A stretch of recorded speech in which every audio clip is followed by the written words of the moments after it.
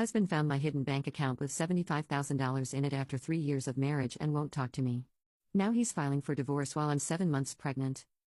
Hi, I, 34F, am currently 7 months pregnant with my first child, and my husband, 36M, of 3 years just found out about a secret bank account I've been keeping since before our marriage. Now he's completely shut me out and is filing for divorce. I know how this sounds, but please hear me out before judging. My husband Mike and I met 5 years ago at a mutual friend's birthday dinner. I wasn't even supposed to be there that night. I had planned to skip it after a long day at work, but my friend practically begged me to come. Looking back, it feels like fate. Mike sat across from me, and we instantly clicked. He was intelligent, funny, and had this quiet confidence about him that I found incredibly attractive. After that dinner, we started dating, and things moved pretty quickly. He's always been financially responsible, has a great job as a structural engineer at a respected firm, and we've never struggled with money. Our life together has been stable and loving, at least until now. What Mike doesn't know, or didn't know until last week, is that before I met him, I had some really traumatic experiences that shaped how I approach relationships and finances. When I was 25, I was in a relationship with a guy named Eric who seemed perfect at first. He was charming, attentive, and everyone in my life loved him. 6 months into our relationship, we decided to move in together. That's when things started to change. It was subtle at first. He suggested combining our finances to make things easier. He offered to handle all the bills since he was better with money. I thought it was helpful, even sweet. But gradually, he took control of everything.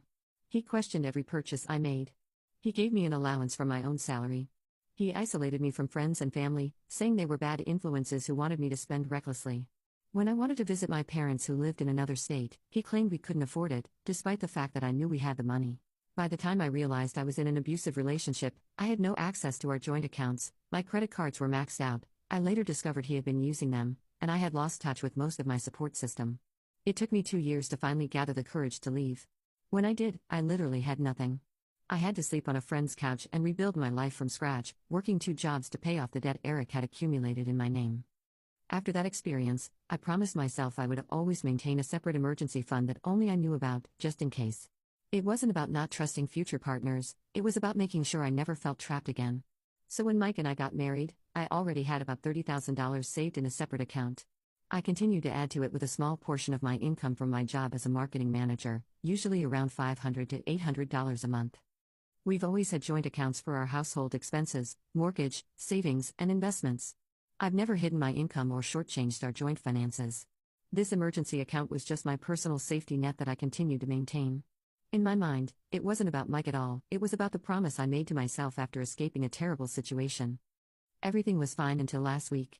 Mike was using my laptop because his was being repaired, and he needed